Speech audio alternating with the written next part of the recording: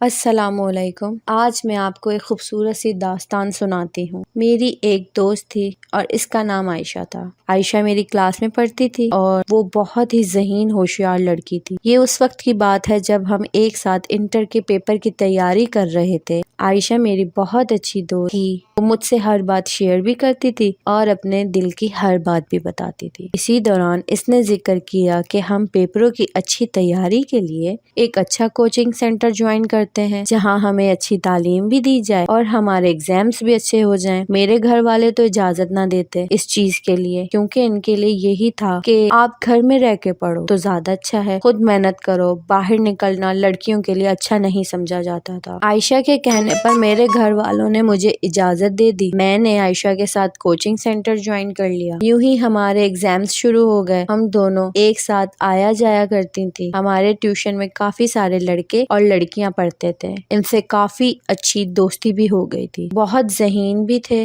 ہمارے ٹیوشن والی باجی جو ہمیں کوچنگ سینٹر میں پڑھاتی تھی وہ بہت اچھی تھی، بہت اچھے سے وہ ہمیں پڑھا رہی تھی۔ یوں ہی اسی طرح ہمارا سفر گزر رہا تھا۔ پتہ ہی نہیں چلا کہ کب عائشہ ایک لڑکے میں انٹرسٹڈ ہو گئی۔ وہ دونوں ایک دوسرے سے پیار کرنے لگ گئے۔ میں نے عائشہ کو بہت سمجھایا کہ یہ تمہاری ابھی بالکل نادانی کی عمر ہے، ایسی عمر میں ایسی غلطیاں ہوتی رہتی ہیں، تم ان سب چیزوں سے ہٹ جاؤ تو زیادہ بہتر ہے، ہم اپنی پڑھائی پہ فوکس کرتے ہیں۔ احمد بہت ہی اچھا اور سمجھدار لڑکا تھا، بہت ہی اچھے گھر سے تھا، بہت ہی اچھی بڑی فیملی تھی۔ عائشہ کی فیملی کی بنسبت چھوٹی تھی۔ میں عائشہ کو بہت اچھے سے جانتی تھی کیونکہ ہم ایک ہی محلے میں رہتے تھے۔ احمد کو میں نے صرف ٹیوشن میں آتے جاتے دیکھا۔ ہماری پڑھائی بہت اچھے سے چل رہی تھی۔ عائشہ بہت خوش تھی کوچنگ سینٹر جانے کے لیے۔ میں چھٹی کر لیتی تھی پر عائشہ چھٹی نہیں کرتی تھی کیونکہ وہاں احمد ہوتا تھا، اس لیے یہ ٹائم اتنی جلدی گزرا کہ ہمیں پتہ ہی نہیں چلا اور ان کی محبت اتنی سچی ہو گئی کہ ہماری ٹیوشن والی باجی کو بھی پتہ چل گیا۔ ہماری ٹیوشن والی باجی نے ہمارا ساتھ دیا۔ عائشہ نے اپنا دل کا حال ٹیوشن والی باجی کو بتا دیا۔ ٹیوشن والی باجی نے کہا کہ تم لوگ اپنے گھر والوں کو رجوع کرو، اگر تم لوگ سیریس ہو تو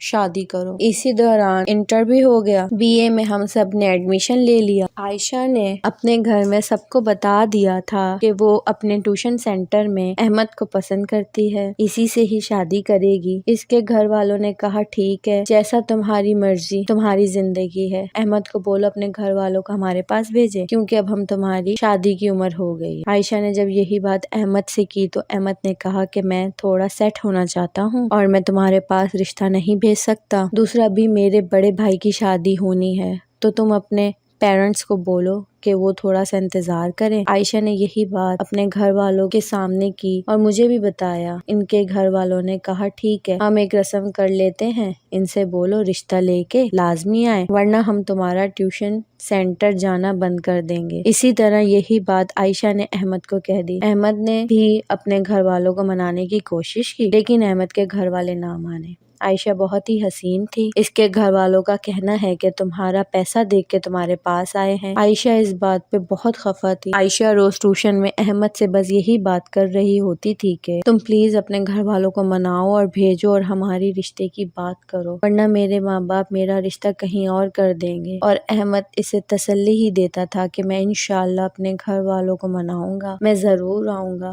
لیکن احمد کے گھر والے بالکل بھی نہیں مانے۔ میری آنکھوں کے سامنے وہ دونوں الگ ہو گئے تھے۔ دیکھتے ہی دیکھتے دونوں دور ہو گئے۔ میں کچھ بھی نہ کر سکی ان دونوں کے لیے۔ احمد نے اپنی بہنوں کی، ماں کی، سب کی بہت منتیں کری کہ وہ عائشہ سے اسے دور نہ کریں، عائشہ سے اس کی شادی کروا دیں، لیکن اس کی بہنیں ایک ہی ضد پہ اڑی ہوئی تھی کہ ہم عائشہ کا رشتہ نہیں مانگیں گے، یہ ہمارے اسٹیٹس کی نہیں ہے اور تم ابھی بچے ہو، ابھی تمہارے بڑے بھائی کی شادی ہونی ہے تو تم پہلے اپنی پڑھائی پوری کرو، اس کو بولو تمہارا انتظار کر لے۔ عائشہ نے سمپل سی ایک بات کہی کہ میں اس کا انتظار کر لوں گی، لیکن آپ کیا گارنٹی دیتے ہو کہ میرے انتظار کرنے کے بعد آپ کے گھر والے میری شادی آپ سے کریں گے؟ احمد نے کوئی جواب نہ دیا۔ عائشہ وہاں سے رسوا ہو کے روتی ہوئی میرے ساتھ ٹیوشن سے واپسی میرے گھر آ گئی۔ وہ میرے کندھے پہ سر رکھ کے بہت روئی۔ اس نے کہا کہ احمد چلا گیا۔ وہ روتے روتے اپنے گھر چلی گئی۔ گھر جا کے پتہ نہیں اس کے ساتھ کیا ہوا ہوگا، کیا وہ دوبارہ ٹیوشن نہ آئے۔ بی اے کے اس نے امتحانات بھی نہ دیے۔ مجھے گھر سے اجازت نہ ملی کہ میں اس کے پاس جاؤں اور جا کے دیکھوں کہ وہ کیوں نہیں آ رہے۔ انہی دنوں میں پتہ چلا کہ عائشہ کا